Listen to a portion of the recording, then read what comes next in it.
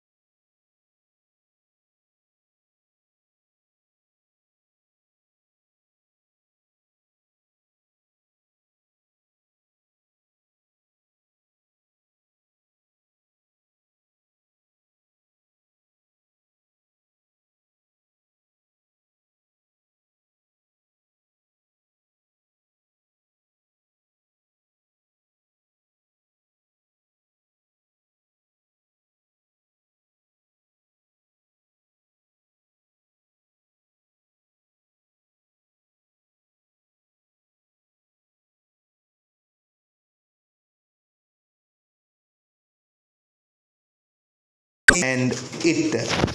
However, it is a fact that if we do not have national feelings and fail to achieve self-sufficiency, we would be in great difficulty.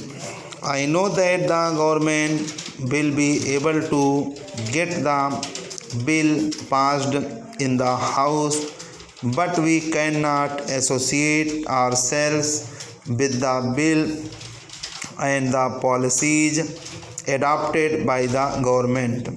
After presentation of this budget, there has been a steep rise in the prices, particularly in regard to fertilizers, and though it has been stated by the Honorable Minister as a regional issue, it has further deteriorated the financial condition of the farmers. Mr. Speaker, sir, in view of the present situation, I fear the policy adopted by the government and the budget would lead the country towards destruction. The Honorable Minister has not suggested the solution to these three issues the way he should have. When Mr. Jafar allowed East India Company to do business in India, he did not visualize the political ramifications of it. He thought that it was just a trading company.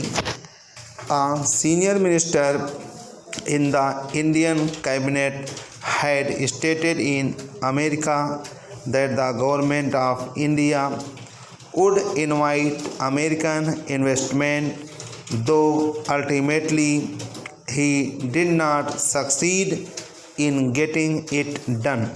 But the policy the Honorable Minister of Finance proposes to implement seems to be very dangerous.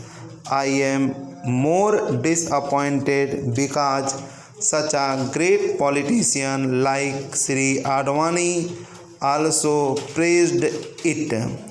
Would it be possible even for such capitalists as Tata and Birla, whom be accused of imbalancing the Indian economy, to compete with Rockefeller and Ford?